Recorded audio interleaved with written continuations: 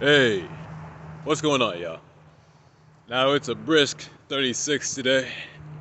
36 degrees out. It's chilly. But ain't nothing stopping me from coming out here and filming y'all a video. So let's get right into it. Semen retention. With great power comes great responsibility. Now, this is a truth that stands for any kind of power you gain in this life. But, whew, I tell you, the power of retention, especially. The power of retention, most assuredly. Because retention, as far as men go, because I know women have their own ways of gaining power, right? Celibacy, I suppose. But retention for men is like a nitro boost. It's like putting the best quality fuel in your tank. It is truly, to me, it's like natural steroids. The way I see it, retention is like natural steroids because, man, when I go work out, I need that energy boost. I don't need no caffeine, bro. I don't need all this goop got people be shoving in their systems. I just go in off my retention energy. And boom, hit the craziest workout of my life. This is the way, man. Retention is power incarnate. We're storing up our natural life force energy and becoming powerful off of it. But as I said, with great power comes great responsibility. Now, how does using our retention power irresponsibly look? I would argue using our retention power irresponsibly looks like becoming incredibly masculine, incredibly powerful as a man, and then using that power to push down others, to push others into a box that we ourselves may have been pushed into in the past when we weren't on retention. It's like the cop, that got bullied as a kid and then becomes a police officer just so that he can put other people down, just so that he can arrest other people and make other people feel small. Same concept. You have to be careful of having been a weak person and then using that power that you've gained to make other people feel weak or to keep other people in a weak position. Because that's the weakness in you. That's the weakness in you, the ego in you that still exists, that's trying to manifest itself and abuse your power. It's altogether too easy to find ourselves in these positions where, and this could even be when someone is like just getting on your nerves a little bit. And listen, just because someone's getting on your nerves, does that mean that they deserve to be pushed down? Does that mean that they deserve to be, that they deserve to feel the full extent of your wrath, the full extent of your power? I would argue not. I would reserve that full extent of power for an actual threat. It's beneath you. I mean, think about it. For a king, does a king just get off his throne and rage in full against some, small enemy, some minor threat in his court? No. He sends his guards and his men to do it for him. That's power right there. It's no problem for a king to lax back on his throne and let his men handle his business. Or to let some kind of undignified threat pass him right by. Because he understands in the end of the day, it means nothing. It's meaningless. It's not worth my time or attention. It's the power of a king. And on retention, you have been empowered with the greatness of kings, of lords, of leaders of men. For you are supposed to be a leader of yourself and the many seamen that you have powering you. So again, it's beneath you to waste your time and energy, and even, I would say, irresponsible of you to use your power in such a manner of putting other people down, of lashing out against other people with your great power.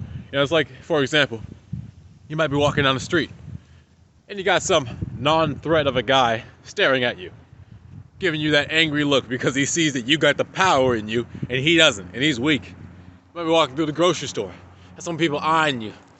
And listen, it is 100% a choice whether you have to eye those people back. If you feel obligated to spend your power on trying to stare somebody else down and put somebody else, you know what I'm saying, with your masculinity, it's a weakness. You let that other person control your stare. Listen, if that person is a threat, eye them to your satisfaction. Confirm that there will be no threat between you, and keep it pushing. That's as simple as that, Don't make it more than that. I'll catch people staring at me in some kind of angry-esque way, some kind of,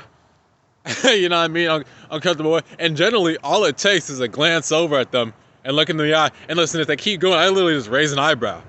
What does that signal? Does it need to be more than does it need to go past staring? Do we need to make this more than that?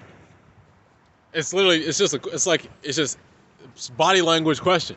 You know what I'm saying? I'm not trying to stare you down, but it's like, listen, if you try to present yourself as a threat, what's good? Nigga? You know what I'm saying? And then, generally, these people glancing away like chumps, bro. Like the chumps they are. So here's the thing. If you got some chump trying to stare you down, some chump trying to, cause a problem for you, a minor threat, treat them like what they are, a minor threat. Putting your full power into that lets them control your power, which is not what a king does. A king does not allow other men to control his power. Silly. Now, some of y'all might not like this one.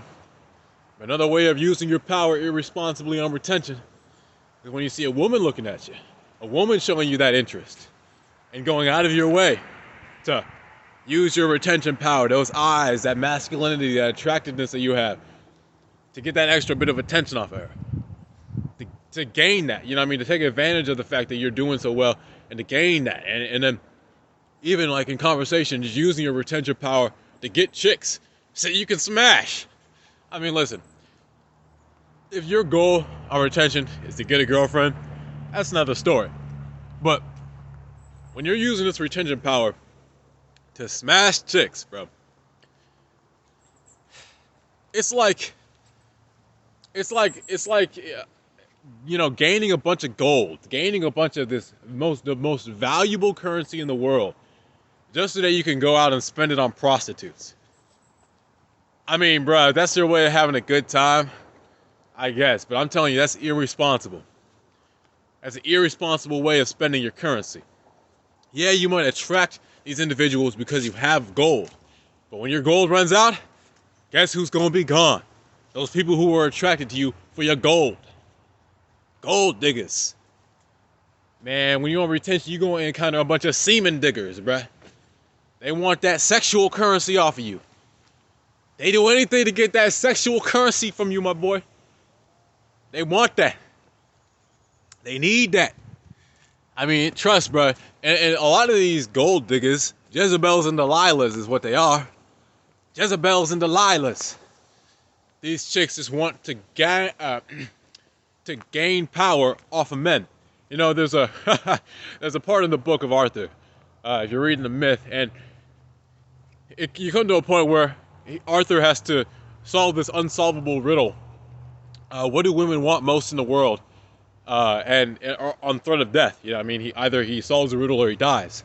And he can't solve the riddle, He comes across someone who gives him the answer for in exchange for something else. But it's crazy. It's so funny. When he goes to the guy to give him the answers, he tries every other thing in the book. They want money. They want, luxurious things. They want, a happy lifestyle. All those failed. And then he said the one that the woman gave him, which was power over men. Women want to rule men, most of all in the world. And why? Because men rule. So if a woman can rule a man, she rules everything he rules. And some, because she controls his decision making. Women want most in the world to rule men. And so if you give them that opportunity to rule you by needing their sexual advances, by needing that, and by having to return that eye contact. You're giving them all the more power over you, bro. I mean, here's the thing, like, yeah, I see a pretty girl looking at me, bro. Of course I'm gonna stare back at her. I'm not telling you not to, and have a little fun with yourself, bro. Of course. That's part of this journey. We're supposed to be enjoying ourselves some, right? You know what I'm saying? We powered up here.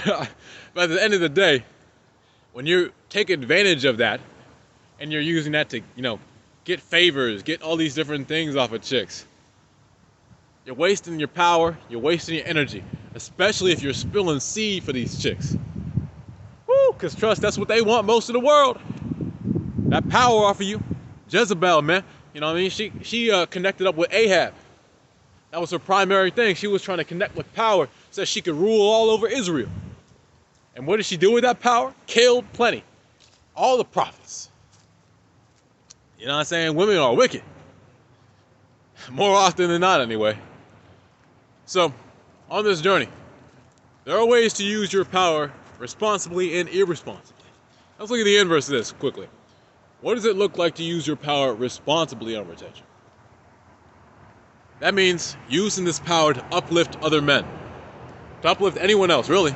And you'll generally encounter a moment in your life where you're talking with someone or encountering someone who's not doing so well, who's on a bit of weakness, who's just, having a bad day maybe. And you, with your power, with the positivity that you're carrying within you, you can uplift that person's whole life. You can turn that person's whole life around just by an interaction with them, just by a kind word, an honest glance and a head nod, just respecting those people and giving them a little bit of that, exchange, just letting them know that they're valued. Whatever that looks like in that moment, more often than not, there are plenty of ways that you can uplift others around you. And you'll know what that means for you. That means something different for everyone. Everyone's situation is unique. But at the end of the day, that's real and that's there. Everyone has this opportunity to help those around them. And to use this power for their benefit, that makes you a hero. To use this power to help others, that makes you a hero. And notice that both heroes and villains are superpowered, bruh. But it's using your powers irresponsibly, in an evil manner, putting other people down, taking advantage of others with your power. That makes you a villain. But it's using your powers to help others, to uplift others, to save others. That makes you a hero. And listen, there are different kinds of heroes, bro. You know what I'm saying? You don't have to be the traditional, I'm gonna go save the day hero. I would consider myself a Byronic hero. Bit of a tortured soul, if you will. You know what I'm saying? I struggle sometimes. I walk the line, but at the end of the day, I'm trying to help people. And that's what your goal should be.